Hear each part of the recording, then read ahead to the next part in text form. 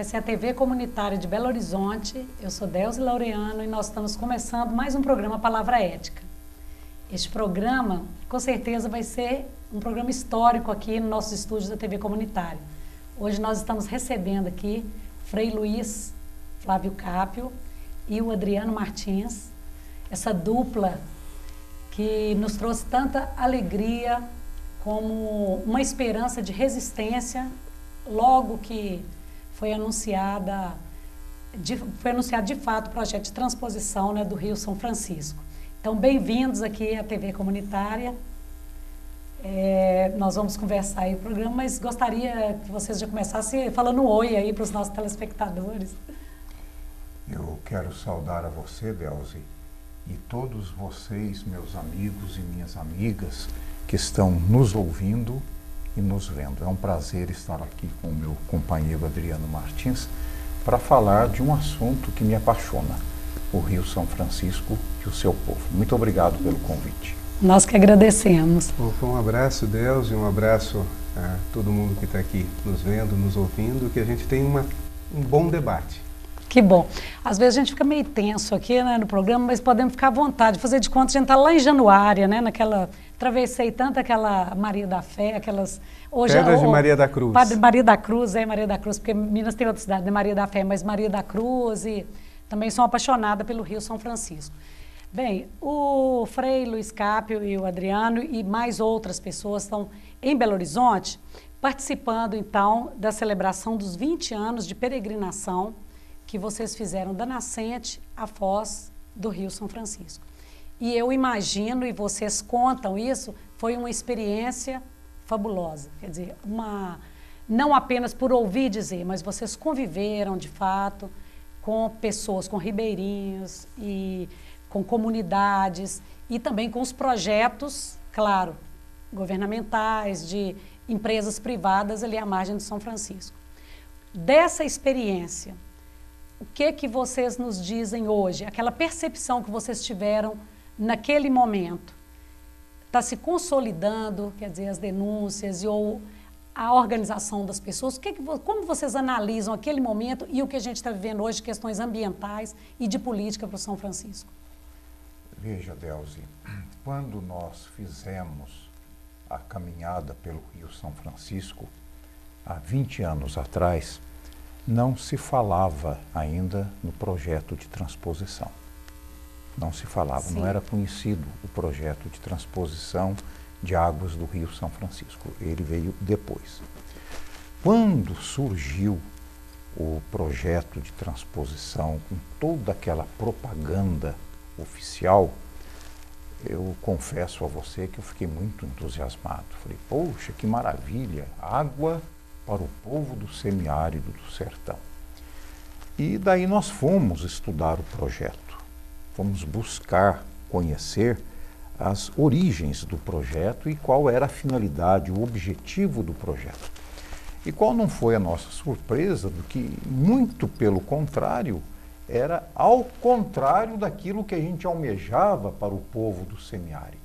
Em vez de ser um projeto como a propaganda oficial dizia, que era para levar água para o povo, ao contrário disso, era um projeto que tinha como finalidade a segurança hídrica para os grandes projetos agroindustriais. E isso nos decepcionou muito. E a partir daí começamos a nossa luta, não é? Junto com a sociedade civil, não é? Vários segmentos da sociedade civil, contra o projeto de transposição de águas do Rio São Francisco. Eu diria o seguinte, há 20 anos atrás, nós tínhamos como aliados na luta contra essa ideia do crescimento econômico acima de tudo, né, e como a ideia do desenvolvimento centrada apenas no crescimento econômico, tínhamos como aliados uma série de atores sociais, partidos políticos de esquerda, lideranças, que muitas delas hoje já não são nossas aliadas. Então houve uma mudança, uma inflexão, né? Um exemplo, Partido Comunista do Brasil, setores majoritários do PT, que naquele momento defendiam bandeiras ecológicas e eram companheiros de luta, hoje muitas dessas lideranças não estão mais do nosso lado. Então eu diria que hoje a ideia do desenvolvimentismo e do crescimento econômico, ela se tornou mais hegemônica do que há 20 anos atrás, assim. Então isso eu vejo com preocupação, Dom Luiz Delzi, porque eu não tenho dúvida de que essa é a grande batalha. Pensar o futuro da humanidade, o futuro do nosso planeta em outras bases. Agora, eu gostaria de fazer uma provocação. Será que não foi ingenuidade também? E eu até me incluo nisso, por exemplo, na década de 80, nós achamos que seria feita uma grande obra de um custo como é a transposição para beneficiar uma população difusa, pobre, no semiárido que não tem água. Quer dizer, o que move os grandes projetos governamentais? Vocês não acham que era uma certa ingenuidade acreditar que realmente era água para os pobres? Isso aconteceu verdadeiramente enquanto não se conhecia a fundo os objetivos do projeto. Como eu disse antes, no momento que nós procuramos estudar o projeto e ver a concepção do projeto, a finalidade do projeto, a partir dali, do nosso conhecimento do projeto, foi que partimos para a luta contra o projeto de águas do Rio da transposição de águas do Rio São Francisco. Tanto é que logo depois do primeiro jejum, quando concluímos o primeiro jejum em protesto ao projeto de transposição, o presidente Lula nos convidou para uma visita lá no Planalto e nós estávamos lá e eu disse a ele me perguntou, mas Dom Luiz, por que você não veio falar comigo antes de você iniciar o jejum? Porque você nos colocou numa situação muito constrangedora. E eu respondi, olha, nós vestimos a vida inteira a sua camisa, suamos a sua camisa, não é? E tínhamos como sonho vê-lo aqui, neste lugar que você está. Mas, infelizmente, no momento que você sentou nesta mesa, nessa cadeira, você deu costas ao povo e governou para as elites, não é? Então, e eu vim sim, eu vim muitas vezes aqui, veja, na sua mesa estão todos os processos contrários à transposição. Pode saber que somos signatários de todos esses processos contrários à transposição de águas do Rio São Francisco. Mas, infelizmente, vocês não nos ouviram. Vocês conceberam o projeto e fizeram o projeto acontecer trancados em 4 paredes aqui do Palácio do Planalto. E fizeram o projeto descer goela abaixo do povo são franciscano. E isso, de forma alguma, nós nunca podíamos aceitar, não é?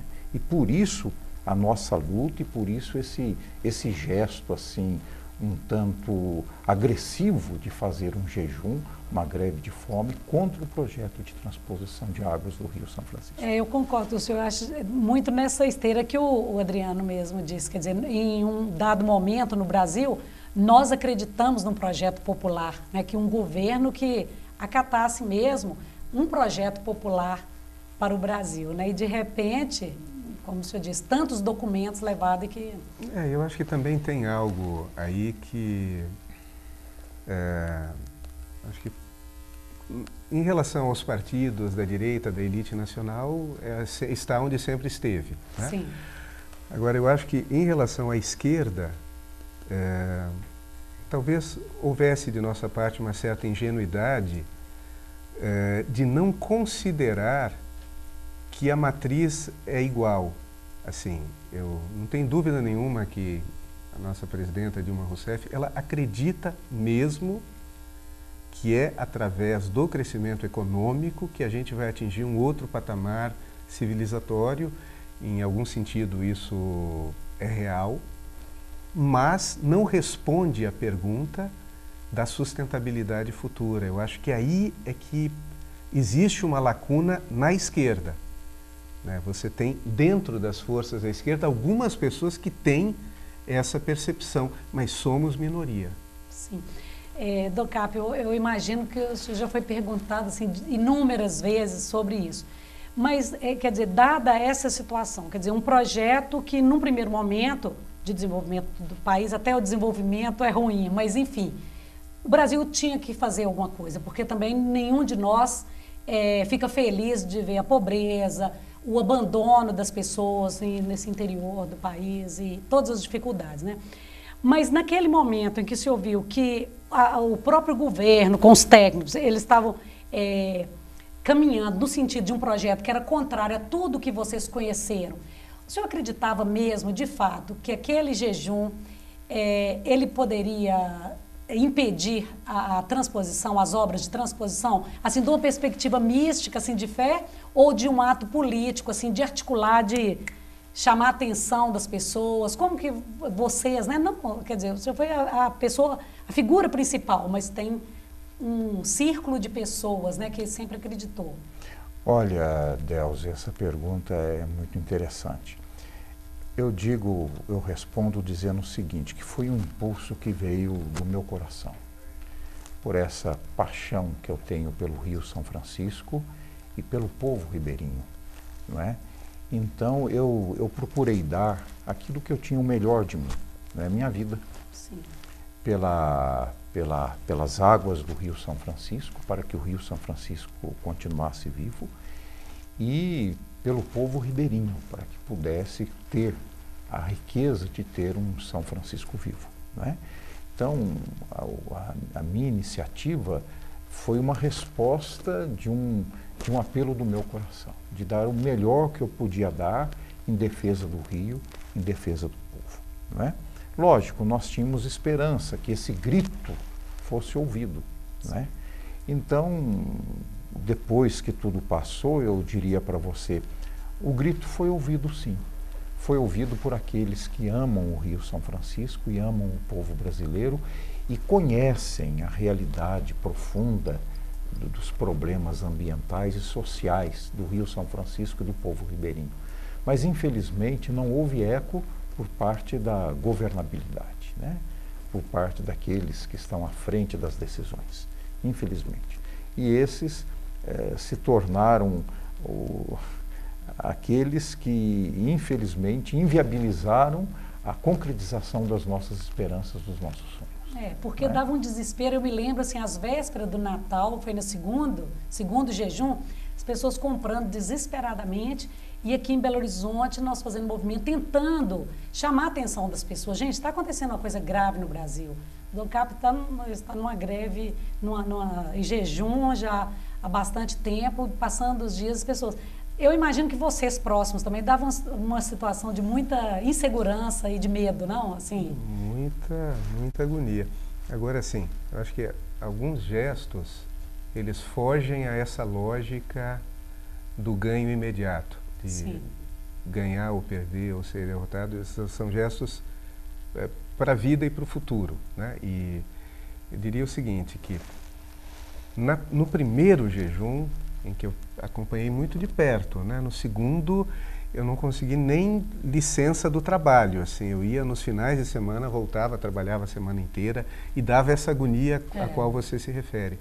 Mas eu tenho a impressão que uma mensagem de que, apesar do ceticismo, apesar das dinâmicas econômicas transnacionais, apesar da decisão de um governo, a gente precisa lutar.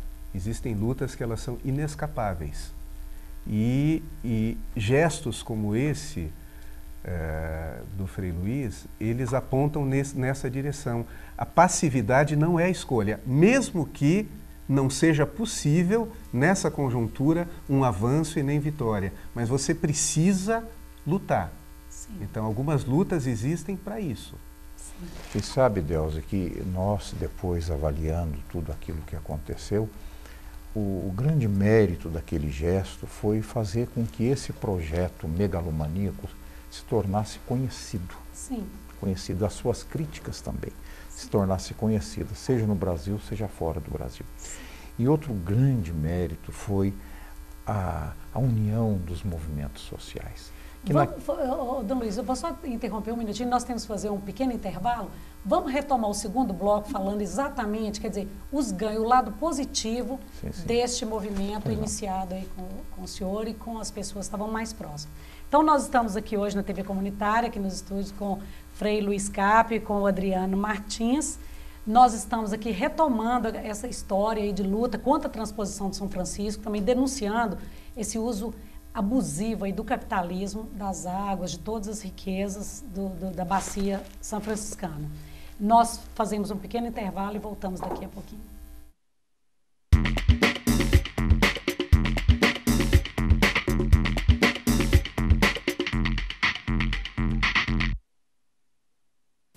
Sempre que a senhora me vê na televisão, a senhora logo pensa: opa, tem produto de limpeza novo chegando. E tem. Só que este é um produto que vai deixar o seu filho de cara limpa e que vai acabar com toda a sujeira que as drogas estão querendo fazer com ele. Que é tão fácil de usar. Quer ver? Toda vez que aparecer alguém oferecendo drogas, a senhora pede para o seu filho usar as mãos e fazer assim para as drogas.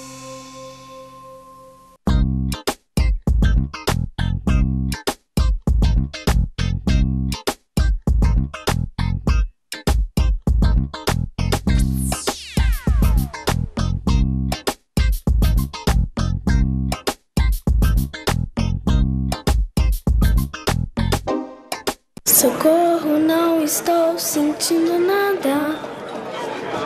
Não vai dar mais pra chorar, nem pra rir. Socorro, alguém me dê um coração, que esse já não bate, nem apanha. Por favor, uma ajuda pequena, qualquer coisa que se faça, um aviso, um telefonema.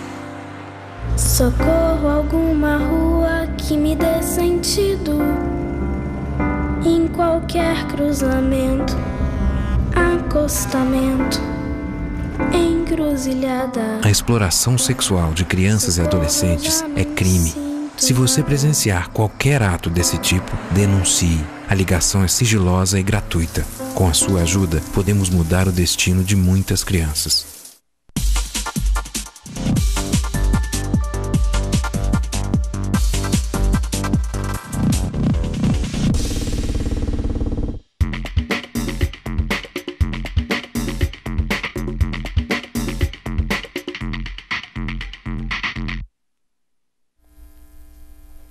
Olá, nós estamos então voltando no segundo bloco do nosso programa Palavra Ética de hoje, e a Palavra Ética com força. Hoje nós estamos aqui nos estúdios com o Frei Luiz Flávio Capio, que deu uma demonstração corajosa de chamar o povo à luta, né, contra a transposição do Rio São Francisco, e sempre tendo ao lado aí companheiros como Adriano Martins e outros, né, não podemos ser injustos também, sempre outras pessoas, mas não apenas pessoas individualmente, mas muitos movimentos, né, Dom Luiz? Exatamente, era isso que estávamos falando no final do bloco anterior.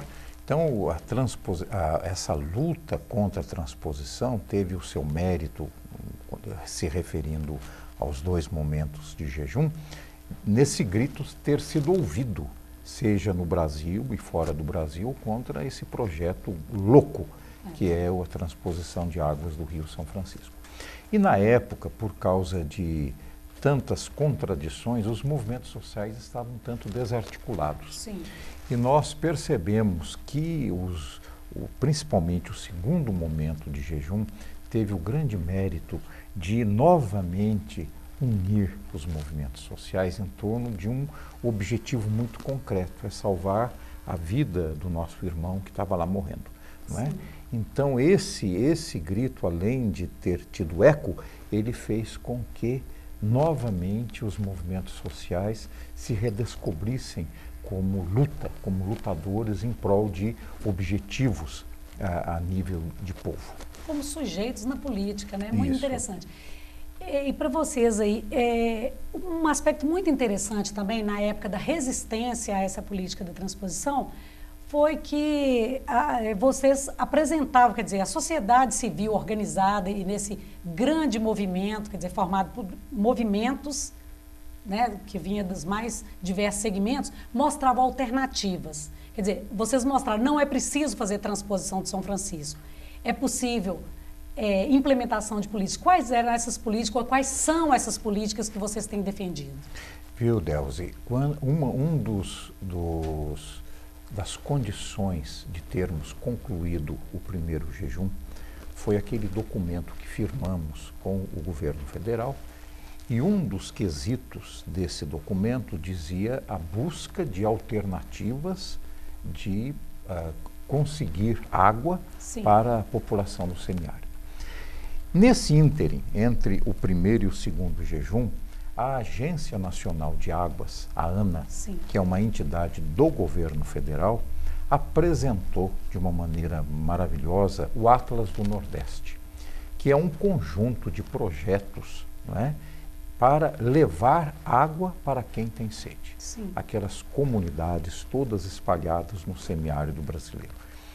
E é um projeto do próprio governo. A Agência Nacional de Águas é do governo. Então, vocês pegaram um estudo que é do governo mesmo. Próprio governo. Também... Exatamente.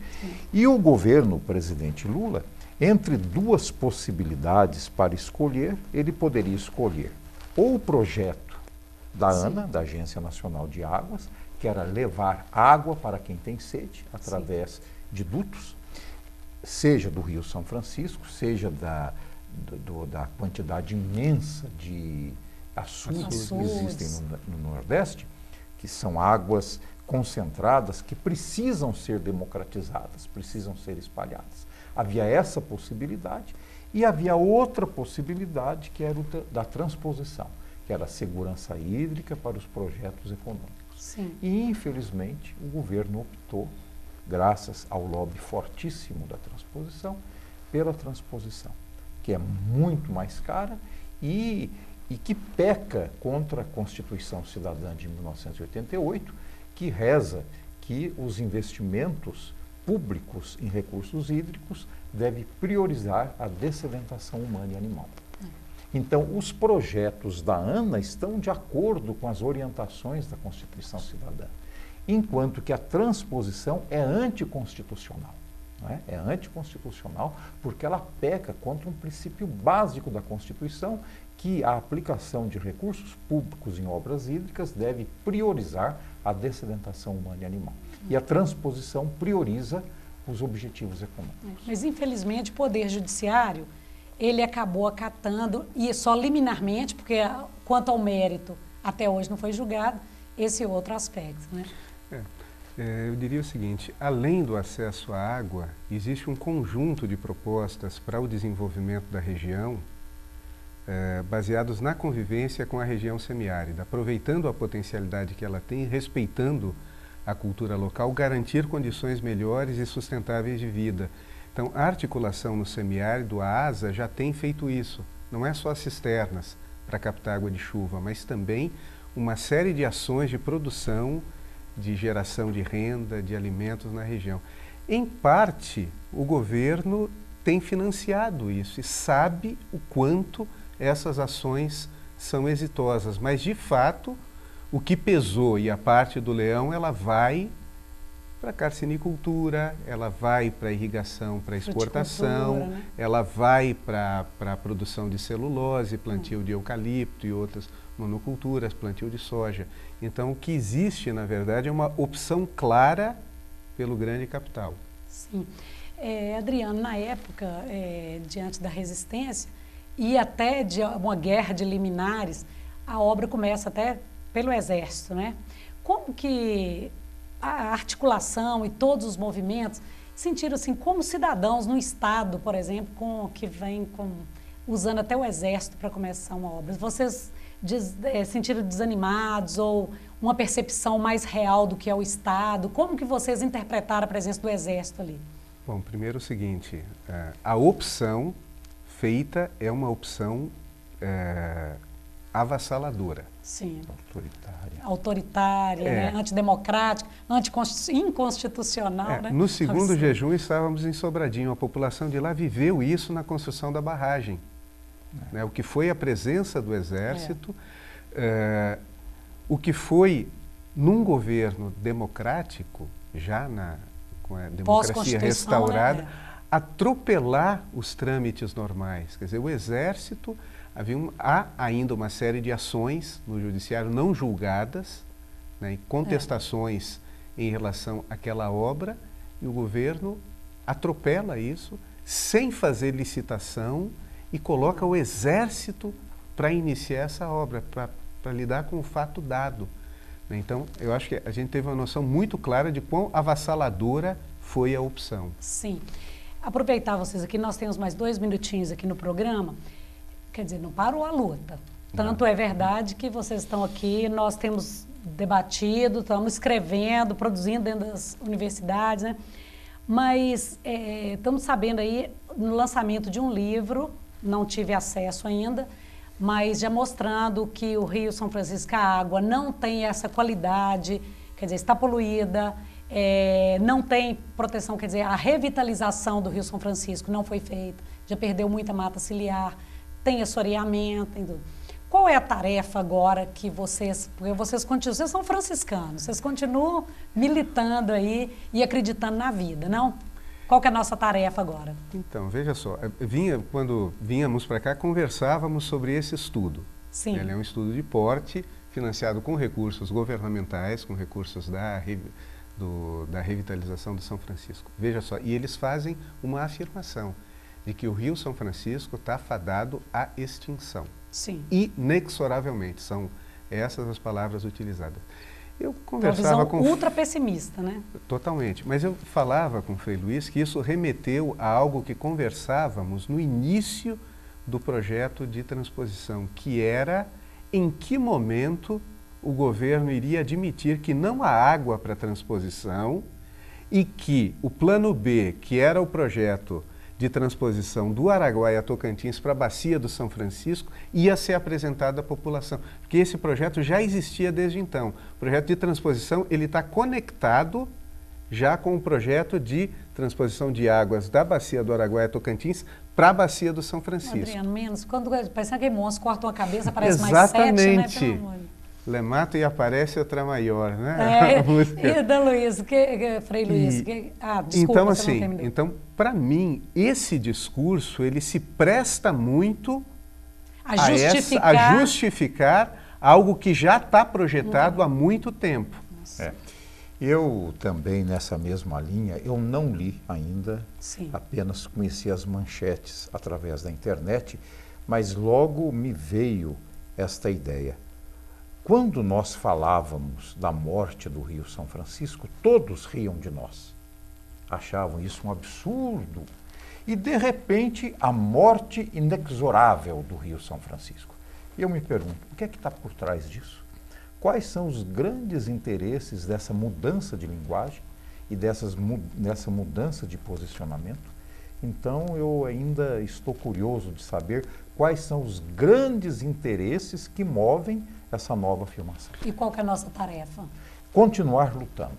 É por isso que estamos aqui passando por Belo Horizonte para ir para a Serra da Canastra, agradecer a Deus os 20 anos de luta em defesa do Rio São Francisco e do povo são franciscano.